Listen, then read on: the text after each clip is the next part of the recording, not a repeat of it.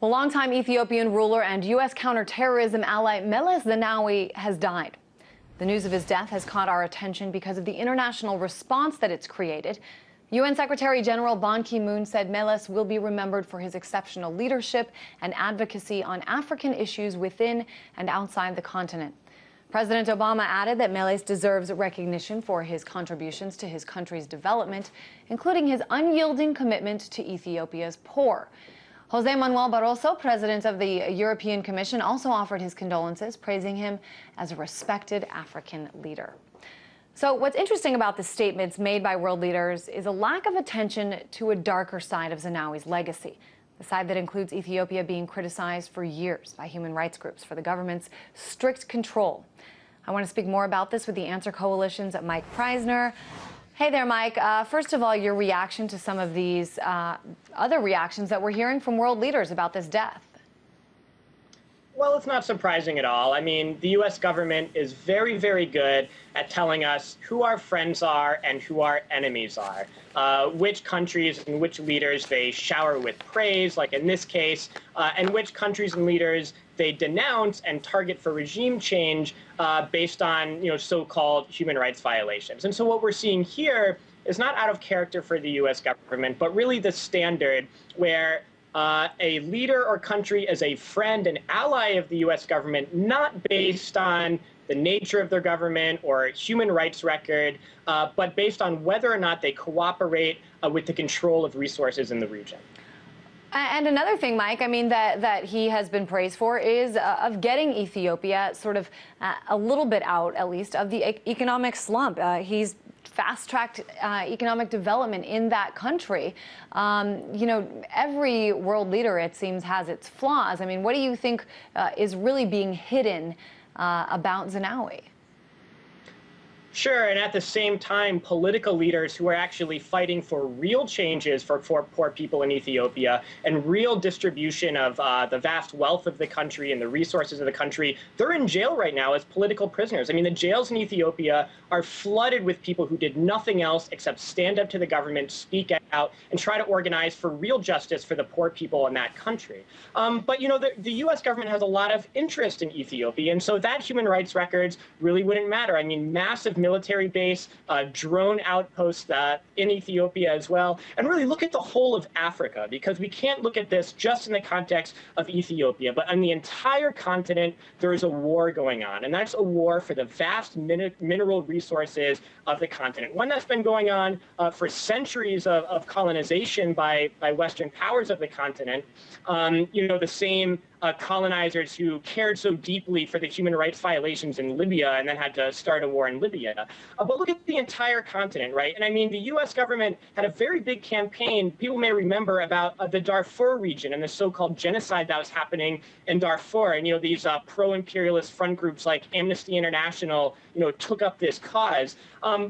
Darfur, where they're saying, hundreds of thousands of people were being killed, although with no evidence, when just 100 miles away in Uganda was the biggest U.S. military base in Africa, from which the Rwandan Popular Front came out of, and these Ugandan and Rwandan militias that were funded and trained and backed by the U.S. government were carrying out the greatest brutality in the entire continent in the Democratic Republic of the Congo, where over 5 million people have been killed in the past 10 years. But for some reason, that didn't qualify as a human rights violation, even though the numbers was 35 times the so-called genocide that was being committed in Darfur. It all comes down to who is cooperating with the big banks and with Wall Street about control of resources on the entire continent.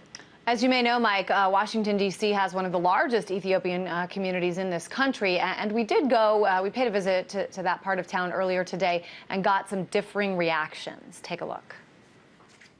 He is our hero, so his death is very hurtful for me and for my family and for the Ethiopians. What do you think it means for the people of Ethiopia? Oh my God. It's gonna be tough. It's gonna be hard on them, on us. It's gonna be hard. He completely destroyed that country. He just depend on Western aid, and that's all he does. So interesting, Mike. I mean, just within this one neighborhood in Washington itself, we have tears. The country's going to be terrible without him. And then we have somebody saying he destroyed the country. Talk a little bit about this sort of differing of opinions in the U.S.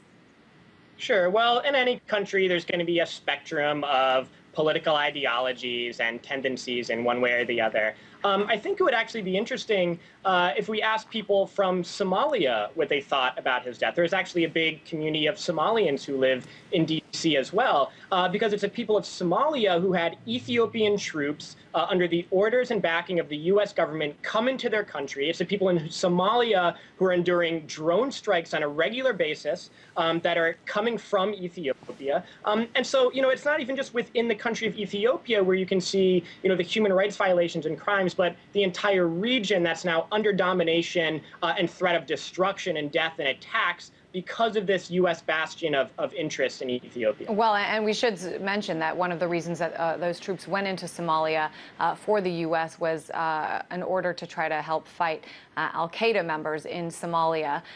So a lot of different kind of things going on there. But let's make this a little more broad, Mike. I mean, this is a country in which security forces have been known for killing hundreds of people, imprisoning thousands of others, including on the night of Meles Zenawi's election in 2005. This is not the only country where this happens. You mentioned a couple other African countries. Talk a little bit about the doublespeak, though, that goes on overall. Sure. Well, overall, if you look at a list of what countries and leaders the U.S. says is its allies and which the U.S. says is its enemies, and they say it's about democracy and human rights, but all it takes is a simple look to see that's absolutely not true. And so the closest allies of the U.S. government are Israel and Colombia and Saudi Arabia and Bahrain, countries with the worst human rights records on the planet, and some that actually have no democracy whatsoever. But the enemies are Cuba and Iran and North Korea. But, the similarities that they have is one is group is independent, refuses to just give away all of its wealth and resources to U.S. corporations, and others collaborate and cooperate with the interests of Wall Street. And I think we should look particularly to right now where this is most significant, and this is in Syria, where the U.S. government is using this idea of human rights violations to say that the Syrian government must be overthrown and there must be a new government that comes in its place. And who is this alliance of countries who are lecturing Syria about human rights violations? It's the United States government, it's Saudi Arabia, and Qatar that are the main proponents. Saudi Arabia and Qatar somehow lecturing Syria on democracy and human rights, both countries that are hereditary police state monarchies that are some of the most brutal and repressive dictatorships on the planet, yet they're somehow able to lecture this other country about how they should run their government and be sending weapons and potentially bombs and soldiers to those countries to overthrow its government. Not to mention the U.S. government, which is the greatest violator of human rights on the planet, with a vast empire occupying multiple countries, at war with multiple countries, bombing and carrying out drone strikes in multiple countries, exposed for carrying out illegal rendition, illegal torture that continues to this day, and within its own borders, a prison population of over 2.2 million people, the highest on the planet. That's not just even per capita, that's by number. So you have the greatest purveyors of human rights violations lecturing others about human rights, but it really all comes down to who is controlling the resources of the region and somehow using this liberal type language to provide a pretext for imperialist intervention. I think it's interesting, Mike, that you brought up Bahrain. Talk a little bit about, when you contrast Bahrain with Syria, there's not that much different except one is a friend and one is an enemy. Well, we know Bahrain is home to a very significant major U.S. naval base and military interests in a very strategic reason. And this is why, the Arab Spring really exposed the hypocrisy of this support for human rights and democracy. That's what the United States stands for. It really put that to the test, and it really exposed to millions of people around the world the reality, where we saw, all of a sudden countries like Egypt with this, strong U.S.-backed dictator in the country, the U.S. funding this brutal military police state in the country, backed Mubarak up until the very last day, basically. And this is the Obama administration backing this brutal dictator to the very last day. Egypt, Bahrain, Saudi Arabia, these countries have strategic interests for the global domination for the U.S. All right, Mike Preisner with the Answer Coalition. Thanks, as always, for weighing in.